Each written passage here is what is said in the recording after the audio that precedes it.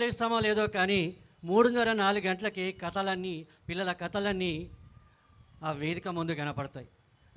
రాయిస్తూ అనేక పుస్తకాలకు సమీక్షలు చేస్తూ బాల సాహిత్యం మీద పరిశీలించినటువంటి డాక్టర్ అమ్మిన శ్రీనివాసరాజు గారు పుస్తక సమీక్ష అంటే ఏంటిది, ఎందుకు, ఎలా, ఏమి అవసరమో తన మాటల్లో చెప్తారు. సభకు నమస్కారం. ముందుగా పుష్కర మహోత్సవ తెలంగాణ అవతరణ దినోత్సవ సందర్భంగా ఈ వేదికలో ఉన్నటువంటి అందరికీ కూడా తెలంగాణ ఆవిర్భావ దినోత్సవ శుభాకాంక్షలు. జై తెలంగాణ.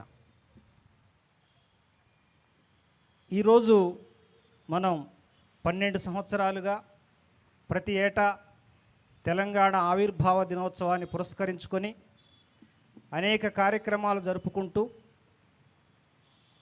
మన యొక్క తెలంగాణ యొక్క కళా సాంస్కృతిక వైభవాన్ని చాటుకుంటూ గుర్తు చేసుకుంటున్నటువంటి శుభవేళ. మొట్టమొదటిసారిగా భాషా సాంస్కృతిక శాఖ సంచాలకులు డాక్టర్ ఏనుగు నరసింహారెడ్డి గారి ఆధ్వర్యంలో బాల సాహిత్యానికి కూడా ఈ తెలంగాణ ఆవిర్భావ దినోత్సవ సాంస్కృతిక మేళలో అవకాశం కల్పించటం ఒక శుభ పరిణామంగా భావిస్తూ వారికి తెలుగు బాల సాహితీవేత్తలందరి పక్షాన ధన్యవాదాలు తెలియజేస్తూ, నా అంశం సమీక్ష.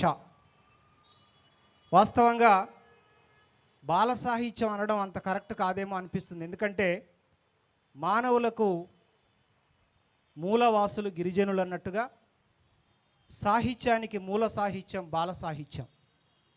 బాల సాహిత్యం ఎంత పటిష్టంగా పరిపుష్టంగా ఉంటుందో ప్రౌఢ సాహిత్యం కూడా అంతే పటిష్టంగా ఉంటుంది. ఎందుకంటే పిల్లవాడు చిన్నతనంలో వాడు ఎటువంటి విజ్ఞానాన్ని నేర్చుకుంటాడో, ఎటువంటి కట్టుబాట్లు నేర్చుకుంటాడో, ఎటువంటి మంచి చెడులు నేర్చుకుంటాడో పెద్ద పెరిగిన తర్వాత కూడా అదే కంటిన్యూ అవుతుంది.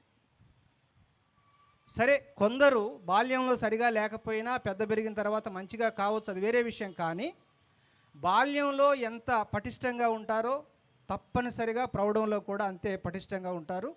ముఖ్యంగా బాల సాహిత్యం వివిధ ప్రక్రియల సమ్మేళనం. అందులో ఒకటి సమీక్ష. ఈ సమీక్ష అనేటువంటి ప్రక్రియ ఇప్పుడు పాఠ్యాంశాల్లో కూడా చేరింది. 10వ తరగతి పిల్లలకి ఒక అంశం అది సమీక్ష. ఇక్కడ సమీక్ష విషయానికి వస్తే ఇది ఒక విచిత్రమైనటువంటి ప్రక్రియ. కథ వేరు, నవల వేరు, గేయం వేరు. కానీ సమీక్ష అంటే ఇది కొంచెం కత్తి మీద సాము లాంటిది. చాలామంది దీని గురించి ఫస్ట్ అసలు సమీక్ష అంటే తెలియకుండా సమీక్షలు రాస్తున్నారు. ఇటీవల సమీక్షలు పెద్దవాళ్లే కాదు, ప్రౌఢ సాహిత్యంలో కూడా సమీక్షలు ఉంటాయి. బాల సాహిత్యంలో కూడా ఇప్పుడు పాఠ్యాంశంలో సమీక్షలు ఉండటం వల్ల సమీక్షలు రాయటం అనేటువంటిది పిల్లలకు కూడా అవసరం. కాబట్టి చాలామంది ఉరిమిళ్ళ సునంద గారి లాంటి అంకిత భావపు అధ్యాపకుల యొక్క కృషితో అనేక మంది పిల్లలు సమీక్షలు కూడా రాశారు, వాటిని పుస్తకాలు కూడా వేశారు. అయితే ఇక్కడ మనం ఒక్కటి గమనించాలి, పెద్దవాళ్ళం అందరం. సాధారణంగా ప్రతి పుస్తకానికి కూడా ముందు మాట ఉంటుంది. పాఠ్య పుస్తకాలకు కూడా పీఠిక అంటాం. ప్రౌఢ బాల సాహిత్యాలకు అన్నిటికీ కూడా పీఠిక ఉంటుంది, ముందు మాట. ముందు మాట ఉద్దేశం ఏంటి అంటే అసలు ఆ పుస్తకంలో ఏముంది అనేది పాఠకులకు ఒక ఆసక్తికరంగా ఒక దారి చూపించేది ముందు మాట. మరి సమీక్ష ముందు మాట ఒకటేనా? ముందు మాటలో కేవలం రచయితకు ముందు మాట రాసే వ్యక్తికి తప్పనిసరిగా సంబంధం ఉంటుంది. ఎందుకంటే మనకు తెలిసిన వాళ్ళతోటే ముందు మాట రాయించుకుంటాం. కాబట్టి మనకు తెలిసిన వ్యక్తి కాబట్టి ఆ రచనలో ఉన్నటువంటి మంచిని మాత్రమే చెబుతూ పాఠకులకు ఒక దారి కల్పిస్తూ, ఉత్సాహాన్ని కల్పిస్తూ ముందు మాటలు రాస్తారు. ఇది ఒక అంకం. మరి ముందు మాటనే సమీక్ష అందామా?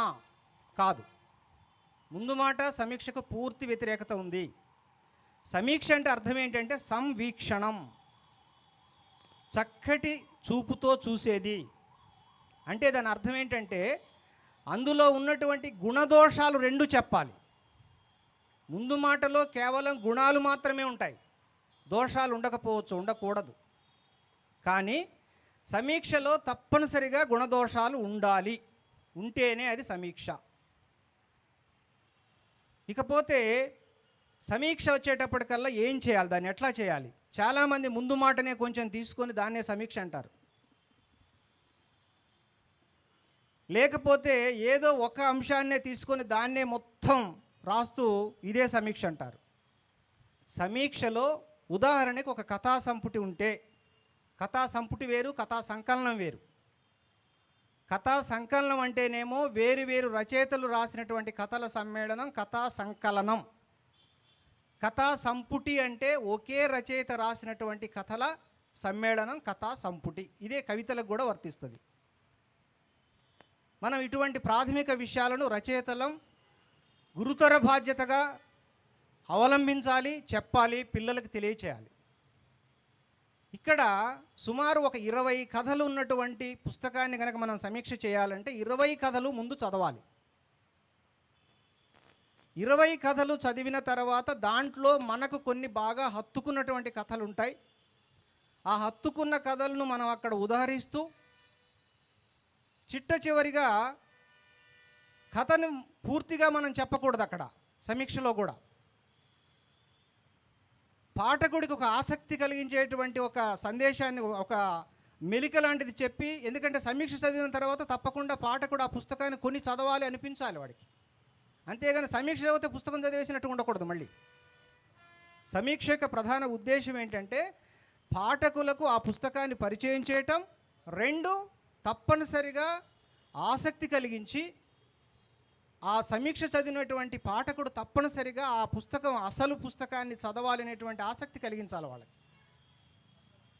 లాస్ట్గా 3వ అంశం ఏంటంటే తప్పనిసరిగా ప్రతి కథలో ఏయో ఒక దోషాలు ఉంటాయి. ఆ దోషాలు రచయిత కావాలని చెయ్యడు, ఒక ఫ్లోలో రాసుకుపోతాడు. ఇక్కడ అందుకనే రచయిత కన్నా సమీక్షకుడికి ఎక్కువ బాధ్యత ఉంది. ఇంకా చెప్పాలంటే రచన చేయటం సులభమే కానీ సమీక్ష చేయటం చాలా కష్టం. కానీ ఎప్పుడు కష్టం? సమీక్షను సమీక్షలా చేస్తే కష్టం.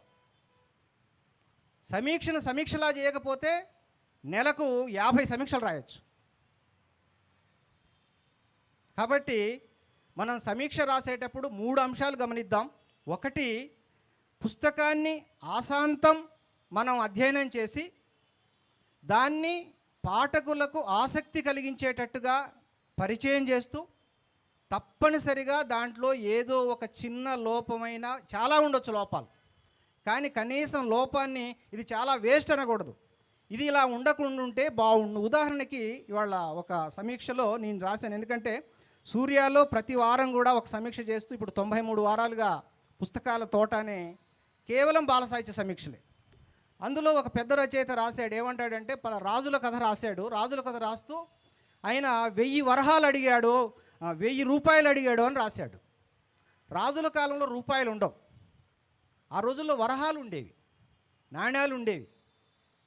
అంటే చిన్న కావాలని కాదు, అతను ఫ్లోలో రాసుకుపోయాడు. ఇంకా అట్లా చెప్పాలంటే మహాకవి వాల్మీకి రాసినటువంటి రామాయణంలో కూడా అద్భుతమైనటువంటి తప్పు ఉంది. అదొక్కటి చెప్పుకొని నా సమయం అయిపోయి ఉండొచ్చు, నేను సమీక్షను విరమిస్తాను. తప్పేంటంటే మనకి ప్రారంభంలో దశరథుడు వేటకెళ్ళినప్పుడు దూరాన్ని నుంచి ఒక శబ్దం వస్తుంది. మీకు అందరికి తెలుసా కథ? ఏనుగు నీళ్లు తాగుతుంది అనుకొని శబ్దవేదిని అనేటువంటి విద్యతోటి బాణం వేస్తాడు. ఆ బాణం ఎవరికి తగులుతుంది అంటే అంధులైనటువంటి తల్లిదండ్రులకు సఫరీలు చేస్తున్నటువంటి ఎవరైనా శ్రవణకుమారుడు. శ్రవణకుమారుడు కిందకి వంగి నీళ్లు ముంచుతున్నాడు. అక్కడ వంచేకాడ అక్కడే శబ్దం వస్తుంది. ఇక్కడ సైంటిఫిక్ కూడా గుర్తుపెట్టుకోవాలి, సార్ ఉన్నారు శర్మ గారు. మరి అప్పుడు ఈ శబ్దవేదిని విద్య వచ్చినటువంటి దశరథుడు బాణం ఎక్కడేయాలి? ఏనుగును చంపాలంటే తొండానికి కొడితే చావదు కదా, దాని కుంభస్తంభానికి బాణం వేయాలి. అంటే సుమారు శబ్దం వస్తున్న 6 అడుగుల ఎత్తులో బాణం వేయాలి. అతను ఎక్కడేసాడు? కరెక్ట్గా శబ్దం వస్తున్న వైపు తొండానికి వేసాడు. అది శ్రవణకుమారుడు తలకు తగిలింది, చచ్చిపోయాడు. ఇది వాస్తవమేనా? అంటే ఇది రంధ్రాన్వేషణ అంటే తప్పే ఇది. అట్లాగే శ్రీశ్రీ కూడా తెలుగు వీర లేవరా దీక్షభూమి సాగరా అంటూ ప్రతి మనిషి సింహాలై గర్జించాలి అంటాడు. ఒకడు ఒక సింహమై గర్జించాలి, కానీ సింహాలై అంటే అది ఫ్లోలో రాసుకుపోయాడు. అట్లా ఇట్లాగా రచయితలు ఎవరు కూడా కావాలని తప్పు చేయరు, వాళ్ళకున్నటువంటి ఆ ఫ్లోలో రాస్తారు. కాబట్టి సమీక్షకులు ఏం చేయాలంటే వాటిని సరిచేయాలి. అప్పుడు పునర్ముద్రణలో అటువంటి వాటిని తొలగించుకునే అవకాశం ఉంటుంది. కాబట్టి సమీక్షకుడి యొక్క ప్రధాన బాధ్యత ఏంటంటే రచయితకు ప్రోత్సాహం ఇవ్వాలి, పాఠకులకు దారి చూపించాలి, రచనలో ఉన్నటువంటి లోపాలను లోపాలుగానే, అతను మనకు ఎంత మిత్రుడైనా లేకపోతే వయసులో మనకన్నా పెద్దవాడైనా తప్పును తప్పని చెప్పి సమీక్షను పూర్తి చేయటమే నిజమైన సమీక్షకుడి యొక్క బాధ్యత. మరి అటువంటి సమీక్షలు మన బాల సాహిత్యంలో రావాలి. మన బాల సాహిత్యం మరింతగా దినదిన ప్రవర్ధమానమై వెలుగొందాలని, మరి అటువంటి తెలుగు బాల సాహిత్యానికి కూడా చోటు కల్పిస్తూ మరి ముందు ముందు కూడా మరి కాస్త చేదోడు వాదోడు ఇవ్వాలని తెలంగాణ భాషా సాంస్కృతిక శాఖ విభాగం వారికి నిర్వాహకులకు తెలియజేసుకుంటూ ముగిస్తున్నాను. జై తెలంగాణ. సమీక్ష అంటే ఏంది, ముందు మాట అంటే ఏంది, తెలియని విషయాన్ని కూడా మరోసారి తెలియజేస్తూ సమీక్ష యొక్క గొప్పతనం ఏంది కూడా తన చక్కనైనటువంటి చిక్కటి మాటలతోని మక్కువ కలిగించి మంచి సందేశం అందించిన శ్రీనివాసరాజు గారికి, డాక్టర్ రమేశ్వరరాజు గారికి